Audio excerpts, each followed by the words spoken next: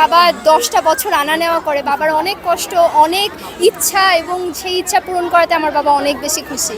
আইনজীবী প্রফেশনটা আমার সাথে যায়, এবং যেহেতু এখনকার দেশের সত্য মিথ্যার যে ভিত্তিটা এটা একটু নড়বড়ে হয়ে আছে, যেহেতু ব্যারিস্টার সুমনের মতো মানুষের ইন্সপায়ারেশনে আমারও মনে হয় যে আমিও এগিয়ে যেতে পারি।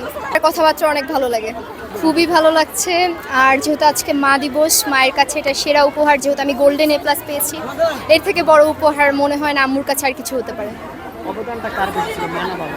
মা বাবার দোয়া অবশ্যই, আর সবচেয়ে বড় অবদান আমারই ছিল, যেহেতু পড়াশোনাটা আমাকেই চালিয়ে যেতে হয়েছে। তারপর আমার বান্ধবীদের সাপোর্ট ছিল, টিচারের শিক্ষকদের কষ্ট ছিল, সবকিছু মিলিয়ে আসলে।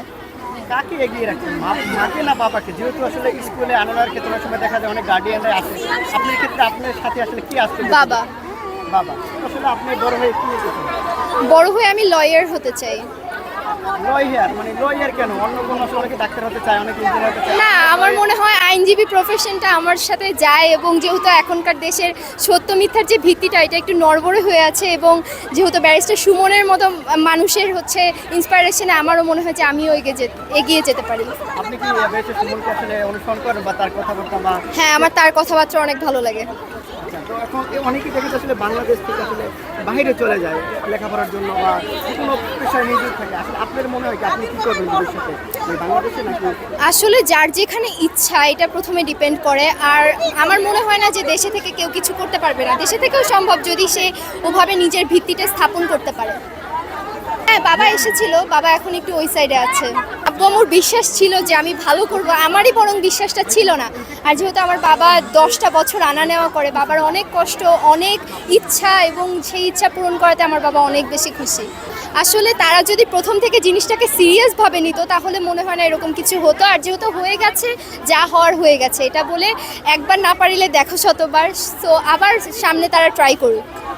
আমার মেনটেন বলতে কি, আমি ফোনও দেখেছি, ঘোরাঘুরিও করেছি, কিন্তু পড়ার সময়টুকু অ্যাটলিস্ট মনটা সেখানে রাখতে হবে। সেই সময়টুকু আসলে অন্য কিছুতে মন দিলে হবে না। আর ফোনটা একটু নিয়মের মধ্যে চালালেই হয়। আমি বলবো না যে ফোন চালানো খারাপ, কারণ ফোনে থেকে মানুষ অনেক কিছু শিখে, যার কারণে ফোনটা চালাক, কিন্তু একটা নিয়মে থাকুক। যারা জুনিয়র আছে, মানে আপনার কাছ থেকে একটু শেখার আছে, তাদের কি পরামর্শ দেবেন? কিংবা যারা আজকে রেজাল্ট ভালো করতে পারেনি তারা নিয়মিত স্কুল করুক, কারণ স্কুলেই মেইন। এখান থেকেই মানুষ অনেক কিছু শিখে। আমি নিয়মিত স্কুল করছি এবং সময় মেনে চলছি। একটা মানুষ যদি সময় মেনে চলে তাহলে তাকে আর কেউ বাধা দিতে পারে না। আপনি আসলে কোচিং যে ক্ষেত্রটা, কোচিংটার এত কত গুরুত্ব দিবেন? আসলে আপনার কাছে মনে হয় যে আসলে বাসার পড়ালেখা বাবা মার নাকি কোচিং আসলে পড়ালেখাটা বেশি অবদান থাকে আপনার? আমি কখনো কোনো কোচিং করিনি, আলহামদুলিল্লাহ। আমি বাসার টিচার, এবং আমার নিজের চেষ্টাতেই আমি যা করছি। কোচিং আমার মনে হয় যে যদি কেউ একজন বাসায় খুব ভালো মতো পড়ে, নিজেকে সময় দেয়, তাহলে মনে হয় না কোচিংয়ের দরকার আছে। এত সুন্দর করে আপনি কীভাবে কথা বলেন? মানে এই যে ইন্সপিরেশনটা বা এটা কি কার শিক্ষা, মা না বাবা না আসলে কার মাধ্যম, কার অনুসরণ? কারো মাধ্যম না, মানে আমি সচরাচর এভাবেই কথা বলি। কাউকে অনুসরণ করেন না? না না। Thank you. আচ্ছা।